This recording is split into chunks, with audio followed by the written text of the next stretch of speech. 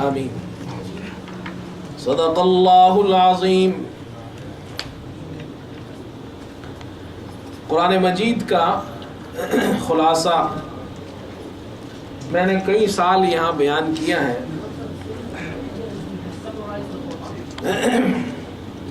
اس مرتبہ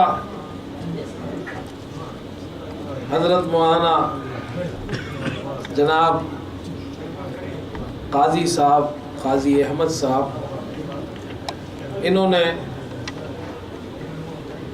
اپنی خواہش کا اظہار کیا، اور یہ ایک نیکی کی خواہش ہے، اور مجھے انہوں نے اس طرف راغب کیا کہ اس بار بھی قرآن مجید کا خلاصہ بیان کیا جائے۔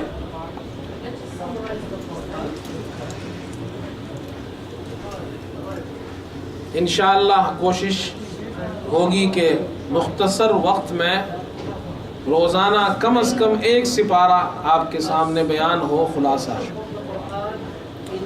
جس سے مقصود یہ ہے کہ قرآن سے ہمارا تعلق مضبوط ہو، قرآن پاک میں اللہ تعالیٰ کیا ارشاد فرماتا ہے وہ ہمیں معلوم ہو، پھر ہمارے عقائد کی اصلاح ہو، جو بنیادی مقصد ہے قرآن پاک کا۔ اور انشاءاللہ اس پورے قرآن پاک کو اس رمضان میں اس کا خلاصہ مکمل کیا جائے گا۔ اللہ تعالیٰ سے دعا ہے کہ اللہ تعالیٰ صحت کے ساتھ، عافیت کے ساتھ، حسن نیت کے ساتھ آپ حضرات کے سامنے کہنے کی اور آپ کو سننے کی ہمیں سعادت نصیب فرمائے، اور ہمیں بھی اس کا ثواب عطا فرمائے، اور قاضی صاحب کو تو سارا ثواب ملے گا ہی، اس لیے کہ حدیث میں آتا ہے الدال علی الخیر کفاعلہ، نیکی کی طرف رہنمائی کرنے والے کو ویسا ہی ثواب ملتا ہے جیسے آگے نیکی کرنے والے لوگ ہیں۔ قرآن پاک میں یہ جو مصحف کی ترتیب ہے، اس میں پہلی سورۃ الفاتحہ ہے۔ سورۃ الفاتحہ، اس کے بہت سے نام ہیں، ایک نام اس کا فاتحۃ الکتاب ہے، تو اس کو فاتحہ اس لیے کہتے ہیں کہ قرآن مجید کا آغاز اس سورت سے ہوتا ہے، افتتاح ہوتا ہے، اس لیے اس کا نام ہے سورۃ الفاتحہ۔ اسی طرح اس کا ایک نام ہے سورۃ الحمد۔ سورۃ الحمد اس لیے حمد کے معنی تعریف کے، اللہ کی تعریف ہے اس سورت میں، تو اس کا نام ہے سورۃ الحمد۔ اسی طرح اس سورت کا ایک نام ہے ام الکتاب یا ام القرآن۔ کہتے ہیں اصل کو، جڑ کو، تو یوں سمجھیے کہ قرآن مجید اگر ایک درخت سے اس کی ایک مثال دی جائے تو اس کی جڑ اور اس کی بنیاد اور اس کی اصل وہ ہے سورۃ الفاتحہ۔ سورۃ الشفا بھی اس کا نام ہے، اللہ نے سورت میں شفا رکھی ہے۔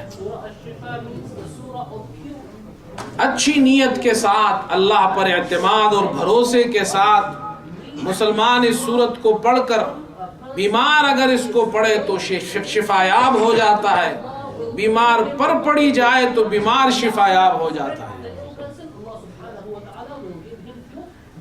یہ قرآن مجید کی وہ سورت ہے جس کو سبع المثانی کہتے ہیں، قرآن کی وہ 7 آیتیں جس کو قرآن پاک نے سبع المثانی، وہ آیات جنہیں بار بار پڑھا جاتا ہے۔ یہ اس سورت کی خصوصیت ہے کہ نماز کی ہر رکعت میں یہ سورت پڑھی جاتی ہے۔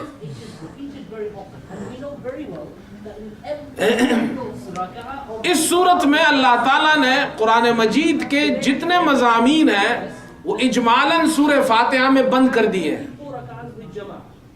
قرآن پاک میں ایک مضمون جو بیان ہوا ہے توحید کا ہے،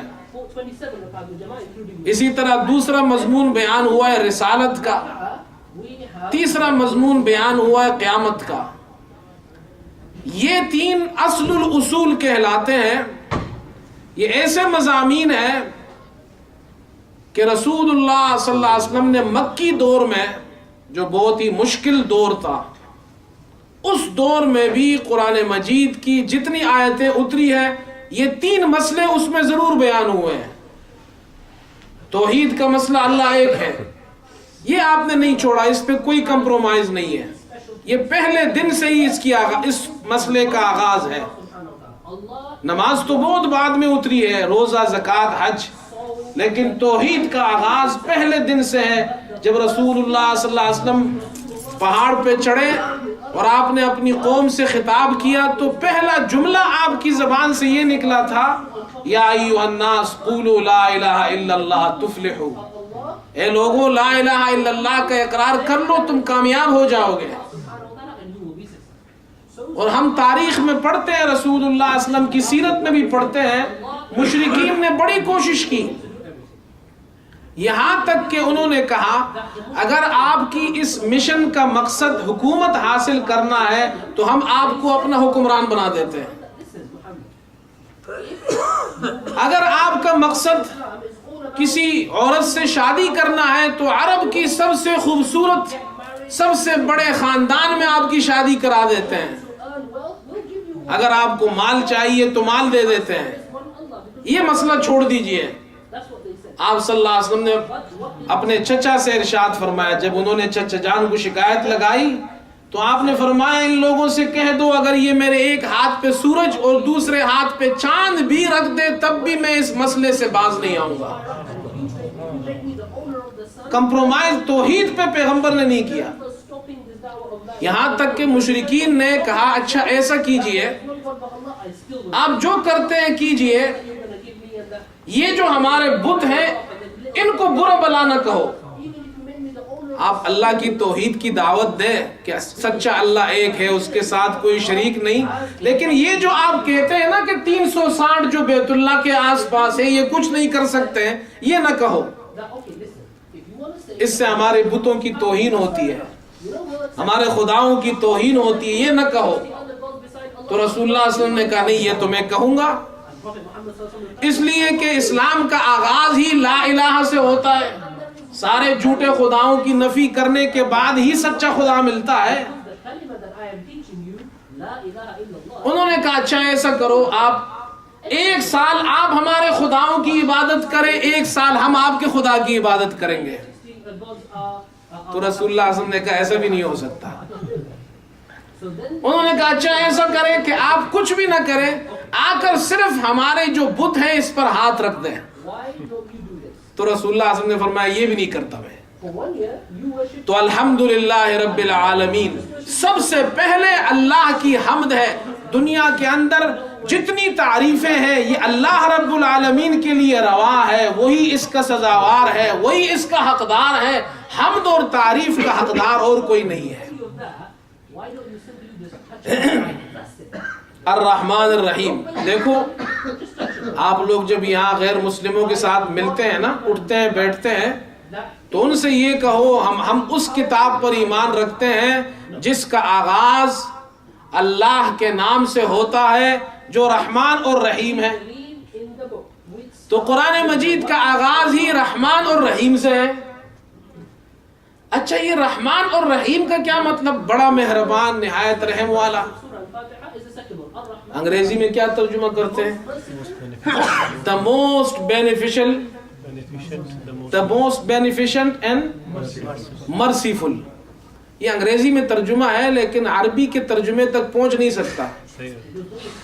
یہ most beneficent, most merciful، یہ قریب معنی ہے اس کا. اس کا ترجمہ عربی، جو عربی زبان جانتے ہیں وہی اس کا ترجمہ سمجھتے ہیں. اس کو میں آپ کو ایک مثال سے سمجھاتا ہوں. رحمت اور رحیم اللہ کو کہتے ہیں. رقت قلب کا نام رحمت ہے. دل نرم ہو جائے تو ہم کہتے ہیں رحمت. اللہ کے لیے رحمت کا معنی رقت قلب کے نہیں ہے، وہاں اس کا معنی ہے بدلہ دینا، اچھا بدلہ دینا. یہ رحمت دل کا نرم ہونا یہ 2 قسم پر ہے. ایک ماں کی رحمت ہے ایک باپ کی رحمت ہے. بچوں کے لیے ماں کا دل بھی نرم ہے اور باپ کا دل بھی، لیکن دونوں میں فرق ہے، بہت بڑا فرق ہے. باپ کی جو دل کی نرمی ہے، محبت ہے اولاد کے لیے، وہ اور قسم کی ہے ماں کی. باپ یہ کہتا ہے میرا بیٹا بہت بڑا نامور انسان بنے، ایسا ہے یا نہیں؟ تو وہ اپنے بیٹے سے مشقت بھی کراتا ہے، محنت بھی کراتا ہے، اس کو استاد کے پاس بھیجتا ہے، درسگاہ بھیجتا ہے، دھوپ ہو جناب، برسات ہو، موسم خراب ہو، بیٹے کو وہ کہتا ہے نہیں تم جاؤ پڑھو، محنت کرو، کوشش کرو، تکلیف اٹھاؤ. وہ اپنے بچے کو بظاہر تکلیف دے رہا ہے، لیکن مقصد کیا ہے؟ میرا بیٹا نام کمائے، میرا بیٹا عزت والا ہو، میرا بیٹا دنیا میں اس کا نام ہو. یہ باپ کی رحمت ہے. اور ایک ماں کی ممتا کی رحمت ہے، وہ یہ برداشت نہیں کرتی ہے کہ بیٹے کو دھوپ لگے، بیٹے کو جناب پیاس لگے، بیٹے کو تکلیف ہو. وہ کہتی ہے میرا بیٹا اچھا اچھا کھانا کھائے. ایسی بات ہے یا نہیں؟ میرا بیٹا اچھے اچھے کھانے کھائے، میرا بیٹا اچھے اچھے کپڑے پہنے، میرا بیٹا اچھی اچھی نیند سوئے، ہاں میرے بیٹے کو تکلیف نہ ہو. تو وہ بیٹے کی وہ ضروریات پوری کرتی ہے، کھانے کی، پینے کی، سونے کی، کپڑوں کی، جوتوں کی، یہ ضروریات. اور باپ اس کو تکلیف میں ڈال رہا ہے، یہ بھی کرو، یہ بھی کرو. اللہ تعالیٰ نے جب اپنا تعارف کرایا اور قرآن کریم کا آغاز ہو رہا ہے کہ جس اللہ کے لیے ساری تعریفیں ہیں، اس کی رحمت کو تو تم سمجھ نہیں سکتے ہو، قریب قریب ایسا سمجھ لو وہ رحمان بھی ہے، رحیم بھی ہے. رحمان کو سمجھنا ہو تو باپ کی محبت کو دیکھو، رحیم کو سمجھنا ہو تو ماں کی محبت کو دیکھو. رحمان کو سمجھنا ہو تو باپ کی محبت دیکھو، رحیم کو سمجھنا ہو تو یہ سمجھنے کے لیے، ورنہ اللہ کی رحمت تو اس سے بھی زیادہ ہے. دوسرا مسئلہ بیان کیا، قیامت کا مسئلہ. یہ مسئلہ برحق ہے، ایک دن آنا ہے، سب کو مرنا ہے.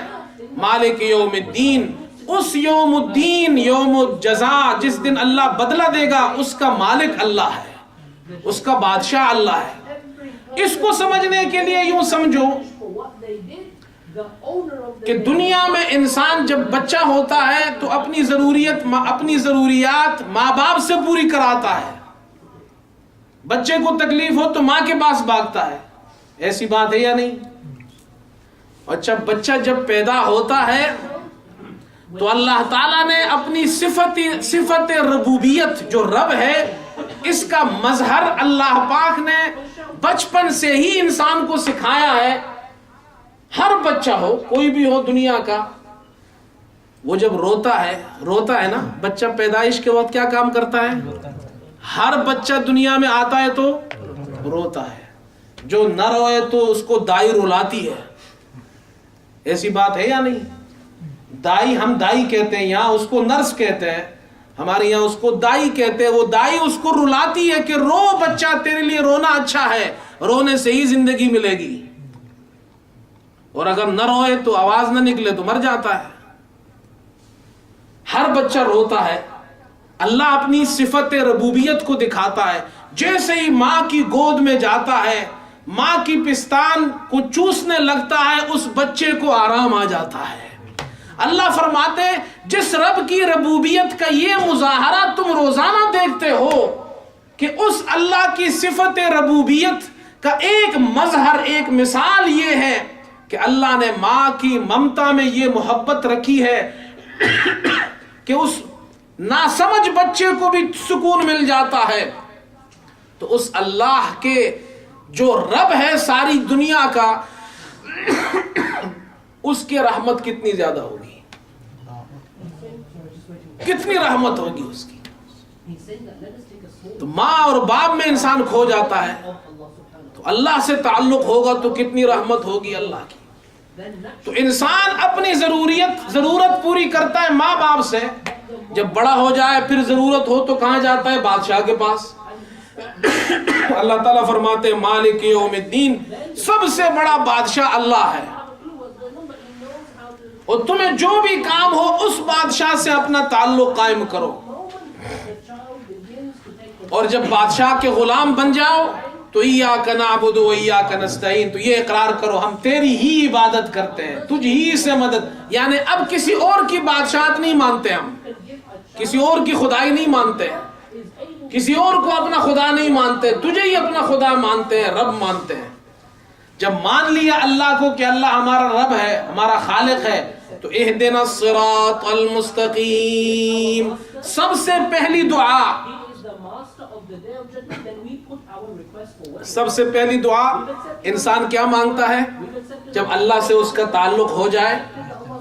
اہدنا، اور یہ اہدنا الصراط المستقیم یہ ایسی دعا ہے جو رسول اللہ صلی اللہ علیہ وسلم نے بھی ہر نماز میں مانگی ہے، حالانکہ حضور صلی اللہ علیہ وسلم تو ہدایت یافتہ تھے، وہ تو دوسروں کو ہدایت دینے والے تھے، لیکن ہدایت اللہ کی طرف سے ایک ایسی نعمت ہے کہ جو پیغمبر بھی ہر نماز میں اللہ سے مانگتا ہے، اہدنا، اور اللہ guide us to the straight path, take us to the straight path۔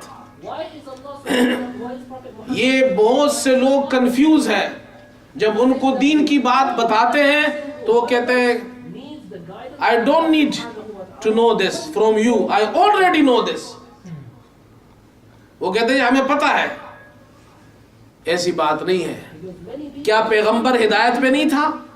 پیغمبر اللہ سے 5 نماز میں دعا مانگتا تھا اہدنا الصراط المستقیم۔ دین اللہ کی وہ نعمت ہے جو اللہ سے ہر وقت مانگو، یا اللہ مجھے دین پہ چلا، یا اللہ مجھے ہدایت پہ چلا، اللہ مجھے سیدھے راستے پہ چلا، یہ ہر وقت اللہ سے مانگنا چاہیے۔ پھر دو مضمون قرآن پاک میں بیان ہوئے ہیں، توحید کا بیان کر دیا، قیامت کا ہو گیا، رسالت کا بھی آ گیا، صراط الذین انعمت علیہم، جن پر اللہ نے انعام کیا ہے، اس میں رسالت کا مضمون بھی ہے، وہ پیغمبر ہے۔ اور 2 قسم کے اور مضمون قرآن پاک میں اللہ نے بیان کیے ہیں، ایک وہ ان لوگوں کا ذکر جو ماننے والے ہیں، جو اللہ کی مان کے چلتے ہیں، جن کو مسلمان کہتے ہیں، اور ایک وہ لوگ ہیں جن کو کہتے ہیں نہ ماننے والے، مسلم۔ عربی زبان میں مسلم کا معنی کیا ہے؟ ماننے والا، ماننے والا۔ اسلمت، میں نے مان لیا، میں نے سر جھکا دیا۔ کیا مطلب؟ میں نے آپ کی بات مان لی۔ تو مسلم اس کو کہتے ہیں جو اپنے آپ کو اللہ کے سامنے اپنا سر جھکا دے، سرنڈر کر دے اپنے آپ کو۔ جب آپ نے اپنے آپ کو سرنڈر کر دیا تو اب جو اللہ کا حکم ہوگا اس کو ماننا، اس کو کہتے ہیں مسلمان۔ تو صراط الذین انعمت علیہم، اللہ ہمیں ان کے راستے پہ چلا جن پر تیرا انعام ہے، یعنی وہ مسلمانوں کے راستے پہ ہمیں چلا جو انبیاء ہے، صدیقین ہے، شہداء، صالحین ہے۔ غیر المغضوب علیہم ولا الضالین، جن پر تیرا غضب ہوا ہے ان کے راستے پہ ہمیں نہ چلا، اور جو گمراہ ہوئے ہیں ان پر ہمیں، ان کے راستے پر ہمیں نہ چلا۔ یہ ہے سورہ فاتحہ کا خلاصہ۔ سورہ فاتحہ میں اللہ پاک نے پورے قرآن کا خلاصہ جمع کر دی، خلاصہ ذکر کیا ہے۔ توحید کا مسئلہ، رسالت کا مسئلہ، قیامت کا ذکر، ماننے والوں کا ذکر، نہ ماننے والوں کا ذکر، یہ پورے قرآن کا خلاصہ ہے سورہ فاتحہ میں۔ اور سورہ فاتحہ کا خلاصہ ہے بسم اللہ میں۔ پورے قرآن کا خلاصہ کیا ہے؟ سورہ فاتحہ میں۔ اور سورہ فاتحہ کا خلاصہ کیا ہے؟ بسم اللہ میں۔ بسم اللہ الرحمن الرحیم، ابھی میں نے بتایا نا، پورے قرآن کا خلاصہ ہے سورہ فاتحہ، اور سورہ فاتحہ کا خلاصہ کیا ہے؟ کہ اللہ ایک ہے، وہ رحمان ہے، رحیم ہے، یہ سورہ فاتحہ۔ اور بسم اللہ کا خلاصہ کیا ہے؟ بسم اللہ کا خلاصہ معلوم ہے؟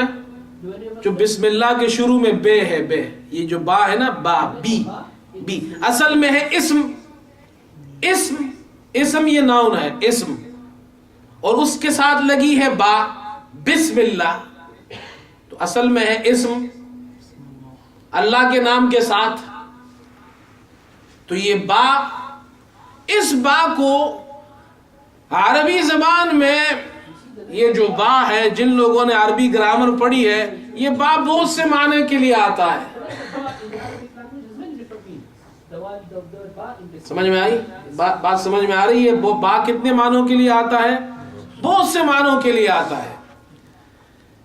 اور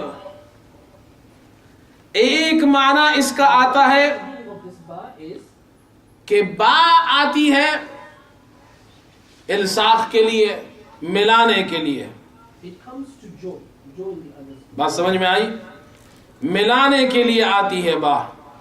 مررت بزید، میں زید کے قریب سے گزرا. مررت بمکان یقرب منہ زید، میں ایسی جگہ سے گزرا جس کے قریب زید تھا. تو یہ با نے آپ کو اس کے ساتھ ملا دیا نا، ایسے ہی ہے نا. بات سمجھ میں آئی ہے؟ تعلق کے لیے اللہ پاک نے قرآن پاک میں سب سے، یہ اس مصحف میں سب سے پہلا جو جملہ ہے وہ کیا ہے؟ بسم اللہ الرحمن الرحیم. اور سب سے پہلا حرف کیا ہے؟ با. اور با کس کے لیے آتا ہے؟ ملانے کے لیے، جوڑنے کے لیے، کنیکشن کے لیے. ویلڈنگ دیکھی آپ نے؟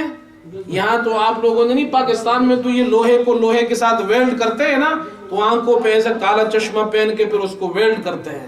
ان کے پاس ایک مسالہ ہوتا ہے، وہ مسالہ لگا دو تو وہ دو چیزیں آپس میں ویلڈ ہو جاتی ہے. اس کو عربی زبان میں کہتے ہیں الصاق، جوڑنا. دو چیزوں کو آپ نے جوڑ دیا. اب ادھر شیشہ ٹوٹ جائے تو کس چیز سے جوڑتے ہیں؟ ایلفی سے. ایلفی لاتے ہیں، خاص قسم کی ایلفی، پھر دستانے پہنو، پھر اس کو جوڑو، پھر اس کو تھوڑی دیر باندھ کے رکھو تو پھر کافی دیر کے بعد جا کے جڑ جاتا ہے نا. اب سوال یہ ہے، ایک انسان یہاں پر ہے مخلوق، اور خالق کے درمیان کیا نسبت ہے؟ خالق اور مخلوق میں تعلق کیسے قائم ہوگا؟ وہ جوڑ کیسے پیدا ہوگا؟ تو اللہ تعالیٰ نے فرمایا بسم اللہ الرحمن الرحیم. یہ با الصاق اللہ کے نام کے ساتھ. جو اللہ سے اپنا تعلق جوڑنا چاہے قرآن کو پڑھے، قرآن کو مانے. تو قرآن وہ کتاب ہے جو بندوں کا خالق کے ساتھ تعلق کو پیدا کرتی ہے. اس کے بغیر، اس قرآن کے بغیر انسان کا خالق سے تعلق نہیں ہو سکتا. اگر یہ قرآن آپ نے ہٹا دیا تو جو کنیکشن خالق اور مخلوق کا ہے وہ ختم ہو جائے گا، جو تعلق ہے وہ ختم ہو جائے گا. اس لیے قرآن پاک کا آغاز کہاں سے ہو رہا ہے؟ بسم اللہ، با کے ساتھ، بسم اللہ. اس لیے ہر سورت جب ہم پڑھتے ہیں تو کیا پڑھتے ہیں؟ پہلے اللہ سے تعلق جوڑو پھر قرآن پڑھو. نہیں سمجھ میں آئی؟ اچھا اعوذ باللہ کیوں پڑھتے ہیں؟ شیطان سے تعلق، کنیکشن ختم کرو. تو کیا کہتے ہیں؟ اعوذ باللہ من الشیطان الرجیم. جا بابا، تیرے ساتھ تعلق، کنیکشن ختم کر دیا ہم نے، دفع ہو جاؤ یہاں سے. اچھا اذان، نماز پڑھتے ہیں تو پہلے کیا دیتے ہیں؟ اذان. اب یہ اذان میں دو کوالٹی ہے. اذان میں ایک کوالٹی تو یہ ہے اللہ اکبر، اللہ اکبر، اللہ سے تعلق. اور دوسری کوالٹی اذان کی یہ ہے، رسول اللہ صلی اللہ علیہ وسلم نے فرمایا شیطان جب اذان کی آواز سنتا ہے تو وہ بھاگتا ہے. جہاں جہاں تک اس کو اذان کی آواز سنائی دیتی ہے وہ وہاں سے آگے بھاگتا ہے. وَلَهُ زُرَاتٌ، صرف بھاگتا نہیں ہے، وضو توڑتا ہوا جاتا ہے، گوز مارتا ہوا. گوز مارنا جانتے ہیں نا؟ گوز، اردو میں اس کو گوز کہتے ہیں. آپ کے یہاں انگریزی میں کیا کہتے ہیں؟ بہرحال اس کو چھوڑ ہی دے تو اچھا ہے. وہ زور زور سے وضو توڑتا ہوا جاتا ہے. گوز مارتا ہوا. سمجھ میں آئی بات؟ اور یہ آزان میں کوالٹی ہے. آزان دینے سے شیطان بھاگتا ہے. اچھا یار ایک مسئلہ بھی بتا دیتا ہوں آپ کو, کیا یاد کریں گے, مفت میں بتا دیتا ہوں. ہمارے بہت سے مسلمان بھائی جب مسلمان اپنے مسلمان کسی مسلمان کو قبر میں دفن کرتے تو اذان دیتے ہیں. اچھا بھائی کیوں اذان دیتے ہیں؟ اب انہوں نے خود مسئلہ بنایا ہوا ہے کہ جی اذان اس لیے دیتے ہیں کہ شیطان کو ہم بھگاتے ہیں یہاں سے, کہ شیطان بھاگ جائے اور وہ جو فرشتہ آئے گا حساب کتاب کرنے, یعنی وہ جو سوال کرے گا 3 سوال جو پوچھے گا تو وہ شیطان تنگ نہ کرے اس کو, تو اس لیے کیا دیتے ہیں وہ. اب بظاہر تو بہت اچھی بات ہے, یہ اچھی بات ہے نا, بظاہر تو اچھی بات ہے کہ ایک مسلمان اپنے مسلمان بھائی کے ساتھ ہیلپ کر رہا ہے, فرشتہ اس کو پوچھنے آئے گا تو ڈسٹربنس نہ ہو. اب میری بات سمجھ رہے ہیں؟ بظاہر تو کیا اچھی بات ہے یا بری بات ہے؟ لیکن بھائی بات اچھی نہیں ہے. کیوں؟ اس لیے کہ شیطان انسان کو تنگ کرتا ہے اس کی زندگی آخری سانس تک. جب مر جائے تو شیطان اس کو چھوڑ دیتا ہے, پھر تنگ نہیں کرتا. تو شیطان تو قبر میں جاتا ہی نہیں ہے. شیطان مردوں کو نہیں زندوں کو تنگ کرتا ہے. آزان زندوں کو دی جاتی ہے, مردوں کو نہیں. یہ سمپل لوجک ہے. مرنے کے بعد انسان کا شیطان سے کنیکشن, انسان جب تک آپ زندہ ہیں آپ کو گمراہ کرے گا. جیسے ہی انسان مر جائے قبر میں چلا جائے پھر شیطان گمراہ, اس لیے کہ شیطان کہتا ہے now my job has finished. جتنا میں اس کو گمراہ کر سکتا تھا میں نے کر دیا, اب آگے گمراہ کرنے کی ضرورت اس لیے نہیں ہے کہ آگے کسی چیز کا حساب کتاب نہیں لکھا جاتا.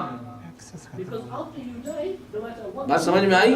تو یہ بیچارے ان کو مسئلہ نہیں معلوم ہے. تو آپ کو اگر ایسے لوگ مل جائیں تو ان کو مسئلہ بتا دیں کہ آپ تکلیف نہ کریں, شیطان قبر میں جاتا ہی نہیں ہے گمراہ کرنے, تو کیا ضرورت ہے اذان دینے کی, زندوں کو اذان دو. آپ سمجھ میں آئی؟ تو اس لیے قرآن ہم پڑھتے ہیں تو پہلے کیا پڑھتے ہیں؟ اعوذ باللہ من الشیطان الرجیم. یہ کیوں پڑھتے ہیں؟ قرآن میں اللہ نے فرمایا فَإِذَا قَرَأْتَ الْقُرْآنَ فَاسْتَعِذْ بِاللَّهِ مِنَ الشَّيْطَانِ الرَّجِيمِ. جب تم قرآن پڑھو تو شیطان سے پناہ مانگو, شیطان کی. اللہ سے کہو اللہ میں آپ کی پناہ میں آتا ہوں شیطان مردود سے. کیوں؟ اللہ سے کنیکشن اس وقت تک ہو نہیں سکتا جب تک کہ شیطان کے ساتھ کنیکشن ہو. دونوں دوستیاں نہیں ہو سکتی. بعض لوگ کہتے نہیں ہم یہ والا کام بھی کریں تو یہ والا کام بھی کریں, ہمارا ایک پاؤں مسجد میں ہو تو ایک پاؤں کہیں اور ہو. ایسا نہیں ہو سکتا. 2 کشتیوں میں سفر نہیں ہو سکتا. یہ تو سمپل بات ہے کہ ہم اعوذ باللہ اس لیے پڑھتے ہیں کہ ہم شیطان سے, شیطانی طریقوں سے اپنا تعلق ختم کرو. اگر دونوں کام کریں گے تو دونوں کام یہ نہیں ہو سکتا. اچھا نماز پڑھتے ہیں, نماز میں ہم باتیں کرتے ہیں نہیں, نماز میں نہ بات کر سکتے ہیں نہ کھاتے ہیں نہ. کیوں؟ اس لیے کہ جب اللہ سے آپ کا کنیکشن ہو گیا تو اب کوئی اور کام آپ کو زیبا نہیں ہے. اسی لیے جب قرآن آپ پڑھتے ہیں تو پہلے کیا پڑھتے ہیں؟ اعوذ باللہ. مطلب یہ میں یہاں آپ کو ایک اور قصہ سنا دوں. یہاں ایک میٹنگ تھی, اس میں کچھ یونیورسٹیز کے اور پروفیسرز تھے, ٹیچرز تھے. تو مجھے بھی انہوں نے بلایا ایز اے امام, ہم اسلام کے بارے میں کچھ پوچھنا چاہتے ہیں. تو میں چلا گیا. وہ بڑی عجیب یعنی دلچسپ میٹنگ رہی وہ, اور مجھے بڑی خوشی ہوئی. انہوں نے اسلام کے بارے میں عجیب سوالات کیے اور ان کو بہت اچھی معلومات تھی ہمارے اسلام کے بارے میں, کہ نماز ہم پڑھتے ہیں, روزہ رکھتے ہیں, یہ ساری باتیں ان کو معلوم تھی. ایک خاتون نے سوال کیا کہ جب آپ نماز پڑھتے ہیں تو آپ ہاتھ اٹھاتے ہیں, تو یہ ہاتھ کیوں اٹھاتے ہیں آپ؟ مجھے بڑی حیرت بھی ہوئی کہ اتنی چھوٹی چھوٹی باتیں ان کو معلوم ہے اور یہ پوچھتے بھی ہیں اور اس کی وجہ معلوم کرتے ہیں.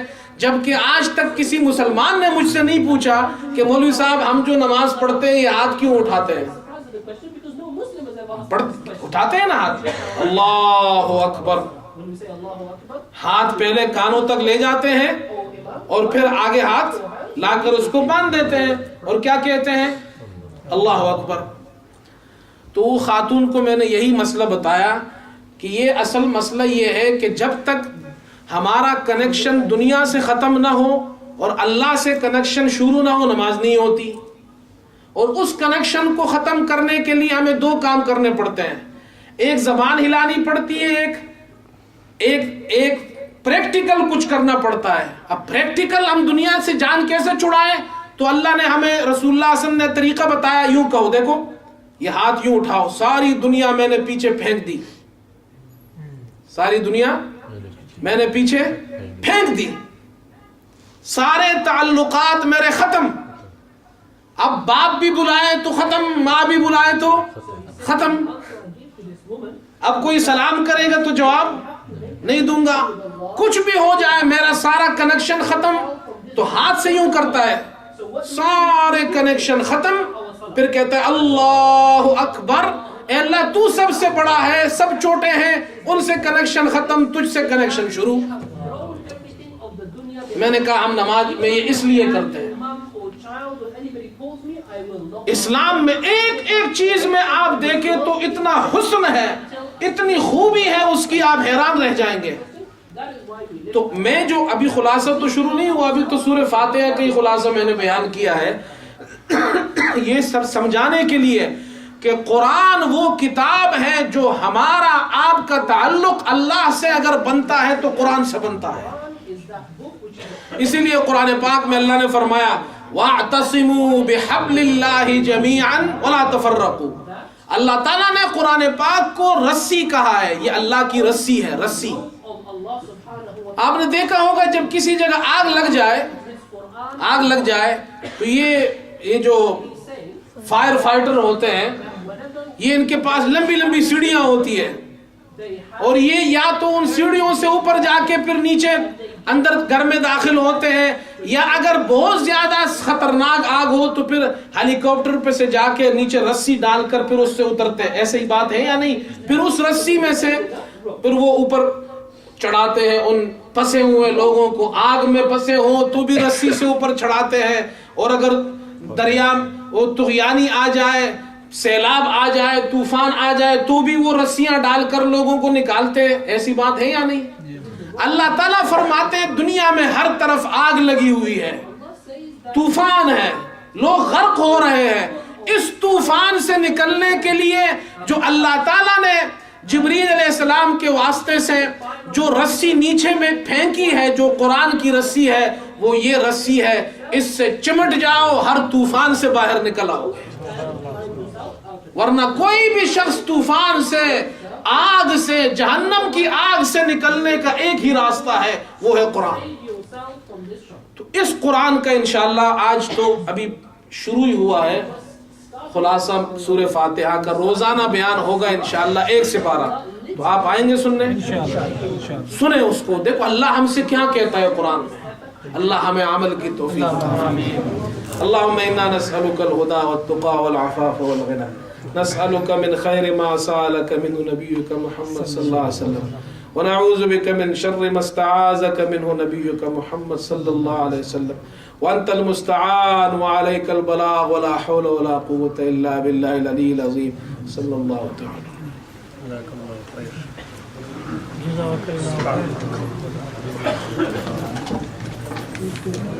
یا اللہ قرآن کو مانے تو قرآن وہ کتاب ہے جو بندوں کا خالق کے ساتھ تعلق کو پیدا کرتی ہے۔ اس کے بغیر، اس قرآن کے بغیر انسان کا خالق سے تعلق نہیں ہو سکتا۔ اگر یہ قرآن آپ نے ہٹا دیا تو جو کنیکشن خالق اور مخلوق کا ہے وہ ختم ہو جائے گا، جو تعلق ہے وہ ختم ہو جائے گا۔ اس لیے قرآن پاک کا آغاز کہاں سے ہو رہا ہے؟ بسم اللہ، با کے ساتھ، بسم اللہ۔ اس لیے ہر سورت جب ہم پڑھتے ہیں تو کیا پڑھتے ہیں؟ پہلے اللہ سے تعلق جوڑو پھر قرآن پڑھو. نہیں سمجھ میں آئی؟ اچھا اعوذ باللہ کیوں پڑھتے ہیں؟ شیطان سے تعلق کنیکشن ختم کرو تو کیا کہتے ہیں؟ اعوذ باللہ من الشیطان الرجیم. جا بابا تیرے ساتھ تعلق کنیکشن ختم کر دیا ہم نے، دفع ہو جاؤ یہاں سے. اچھا اذان نماز پڑھتے ہیں تو پہلے کیا دیتے ہیں؟ اذان. اب یہ اذان میں دو کوالٹی ہے. اذان میں ایک کوالٹی تو یہ اللہ اکبر اللہ اکبر، اللہ سے تعلق. اور دوسری کوالٹی اذان کی یہ ہے، رسول اللہ صلی اللہ علیہ وسلم نے فرمایا شیطان جب اذان کی آواز سنتا ہے تو وہ بھاگتا ہے. جہاں تک اس کو اذان کی آواز سنائی دیتی ہے وہ وہاں سے آگے بھاگتا ہے. وَلَهُ زُرَاتٌ، صرف بھاگتا نہیں ہے، وضو توڑتا ہوا جاتا ہے، گوز مارتا ہوا. گوز مارنا جانتے ہیں نا؟ گوز اردو میں اس کو گوز کہتے ہیں. آپ کے یہاں انگریزی میں کیا کہتے ہیں؟ بہرحال اس کو چھوڑ ہی دے تو اچھا ہے. وہ زور سے وضو توڑتا ہوا جاتا ہے، گوز مارتا ہوا. سمجھ میں آئی بات؟ یہ آزان میں کوالٹی ہے. آزان دینے سے شیطان بھاگتا ہے. اچھا یار ایک مسئلہ بھی بتا دیتا ہوں آپ کو، کیا یاد کریں گے؟ مفت میں بتا دیتا ہوں. ہمارے بہت سے مسلمان بھائی جب اپنے مسلمان کسی مسلمان کو قبر میں دفن کرتے تو اذان دیتے ہیں. اچھا بھائی کیوں اذان دیتے ہیں؟ اب انہوں نے خود مسئلہ بنایا ہوا ہے کہ جی اذان اس لیے دیتے ہیں کہ شیطان کو ہم بھگاتے ہیں یہاں سے، کہ شیطان بھاگ جائے اور وہ جو فرشتہ آئے گا حساب کتاب کرنے، یعنی وہ جو سوال کرے گا، 3 سوال جو پوچھے گا تو وہ شیطان تنگ نہ کرے اس کو. تو اس لیے کیا دیتے ہیں وہ. اب بظاہر تو بہت اچھی بات ہے، یہ اچھی بات ہے نا، بظاہر تو اچھی بات ہے کہ ایک مسلمان اپنے مسلمان بھائی کے ساتھ ہیلپ کر رہا ہے، فرشتہ اس کو پوچھنے آئے گا تو ڈسٹربنس نہ ہو. اب میری بات سمجھ رہے ہیں؟ بظاہر تو کیا اچھی بات ہے یا بری بات ہے؟ لیکن بھائی بات اچھی نہیں ہے. کیوں؟ اس لیے کہ شیطان انسان کو تنگ کرتا ہے اس کی زندگی آخری سانس تک. جب مر جائے تو شیطان اس کو چھوڑ دیتا ہے، پھر تنگ نہیں کرتا. تو شیطان تو قبر میں جاتا ہی نہیں ہے. شیطان مردوں کو نہیں زندوں کو تنگ کرتا ہے. اذان زندوں کو دی جاتی ہے، مردوں کو نہیں. یہ سمپل لاجک ہے. مرنے کے بعد انسان کا شیطان سے کنیکشن، انسان جب تک آپ زندہ ہیں آپ کو گمراہ کرے گا. جیسے ہی انسان مر جائے قبر میں چلا جائے پھر شیطان گمراہ. اس لیے کہ شیطان کہتا ہے now my job has finished. جتنا میں اس کو گمراہ کر سکتا تھا میں نے کر دیا، اب آگے گمراہ کرنے کی ضرورت اس لیے نہیں ہے کہ آگے کسی چیز کا حساب کتاب نہیں لکھا جاتا. بات سمجھ میں آئی؟ تو یہ بیچارے ان کو مسئلہ نہیں معلوم ہے. تو آپ کو اگر ایسے لوگ مل جائیں تو ان کو مسئلہ بتا دیں کہ آپ تکلیف نہ کریں، شیطان قبر میں جاتا ہی نہیں ہے گمراہ کرنے، تو کیا ضرورت ہے اذان دینے کی؟ زندوں کو اذان دو. آپ سمجھ میں آئی؟ تو اس لیے قرآن ہم پڑھتے ہیں تو پہلے کیا پڑھتے ہیں؟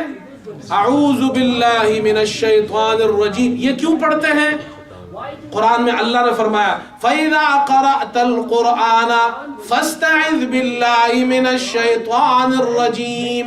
جب تم قرآن پڑھو تو شیطان سے پناہ مانگو. شیطان کی اللہ سے کہو اللہ میں آپ کی پناہ میں آتا ہوں شیطان مردود سے.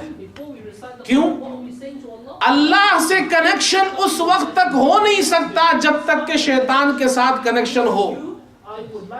دونوں دوستیاں نہیں ہو سکتی. بعض لوگ کہتے نہیں ہم یہ والا کام بھی کریں تو یہ والا کام بھی کریں، ہمارا ایک پاؤں مسجد میں ہو تو ایک پاؤں کہیں اور ہو. ایسا نہیں ہو سکتا. 2 کشتیوں میں سفر نہیں ہو سکتا. یہ تو سمپل بات ہے کہ ہم اعوذ باللہ اس لیے پڑھتے ہیں کہ ہم شیطان سے، شیطانی طریقوں سے اپنا تعلق ختم کرو. اگر دونوں کام کریں گے تو دونوں کام یہ نہیں ہو سکتا. اچھا نماز پڑھتے ہیں, نماز میں ہم باتیں کرتے ہیں نہیں, نماز میں نہ بات کر سکتے ہیں نہ کھاتے ہیں نہ. کیوں؟ اس لیے کہ جب اللہ سے آپ کا کنیکشن ہو گیا تو اب کوئی اور کام آپ کو زیبا نہیں ہے. اسی لیے جب قرآن آپ پڑھتے ہیں تو پہلے کیا پڑھتے ہیں؟ اعوذ باللہ. مطلب یہ میں یہاں آپ کو ایک اور قصہ سنا دوں. یہاں ایک میٹنگ تھی, اس میں کچھ یونیورسٹیز کے اور پروفیسرز تھے, ٹیچرز تھے, تو مجھے بھی انہوں نے بلایا ایز اے امام.